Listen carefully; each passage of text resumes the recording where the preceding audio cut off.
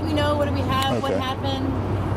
At approximately 4 p.m. today, one of the employees inside the airport located a note inside the restroom. The note stated that there was an explosive device inside the airport. The employee alerted one of our officers. The officer got with his supervisor in the airport authority, and we decided to clear the airport. We brought in our bomb dogs. They searched the entire airport. They cleared it to reopen.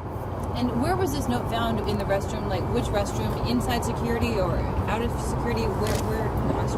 Well, at this point, since it's early in the investigation, I'll just say it was located in one of the rooms. There are some things I can't release due to the nature of the investigation, so I want to ensure that we have the proper investigation going. But I can, and I won't get into specifics of the actual note itself, but I can say that that employee alerted our officer, the officer notified the supervisor, and we made the decision to go ahead and close the airport just for safety precautions. Did you find anything? We didn't find anything. The FBI and the Joint Terrorism Task Force were here. Is that standard protocol to have them come in on a situation like this? Well, any threats, all agencies take very seriously, anything on the airport. So we're going to make sure we take the proper precautions to ensure that everyone's safe. How big of a task is it to clear an airport of this size, move thousands of people, and then search it for something that could be as horrifically damaging as a bomb? Well, it is, it could be very taxing for our officers, but they did a great job.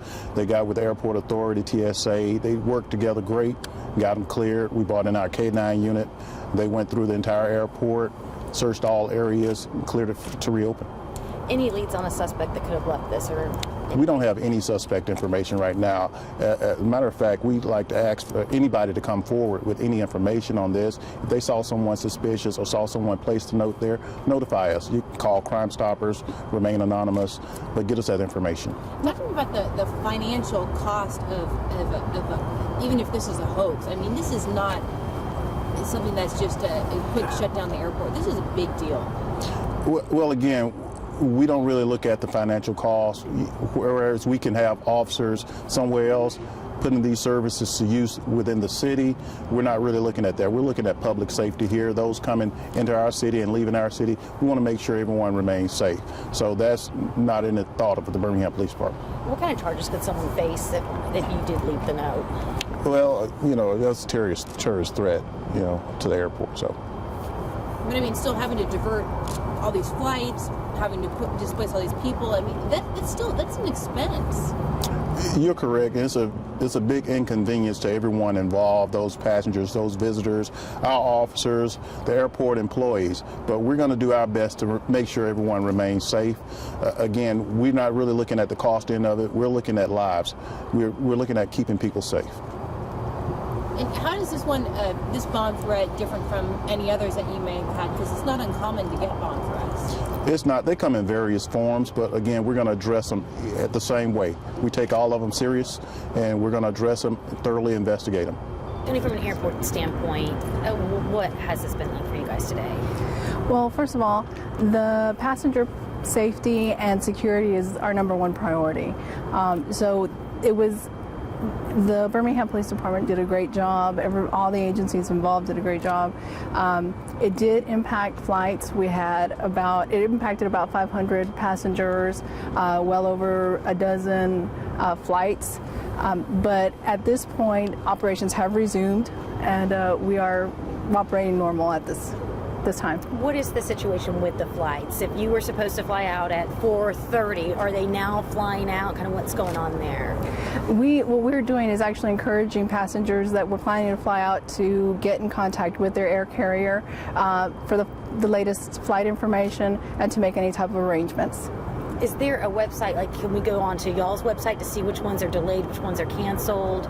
Yes, we do have a flight tracker on our website, and our website is www.flybirmingham.com, and there the flight tracker will tell you exactly the status of any flight and as much information as possible. But again, air carriers have the most up-to-date information and would be the ones to really be able to help our passengers.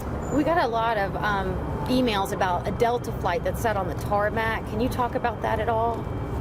No, like I said, it did impact several, over a dozen flights, and that includes, diversions and delays. So it had a huge impact. And where were the diversions to? We were seeing that some went to Huntsville, but we were here in Atlanta and other cities as well picked up some of them. That's correct. Do you know all the list of the cities? I do not have the list of the cities, but if you go to the website, it lists all of them there. And it also lists if the flight was recovered, if they refueled at a certain airport and headed to Birmingham.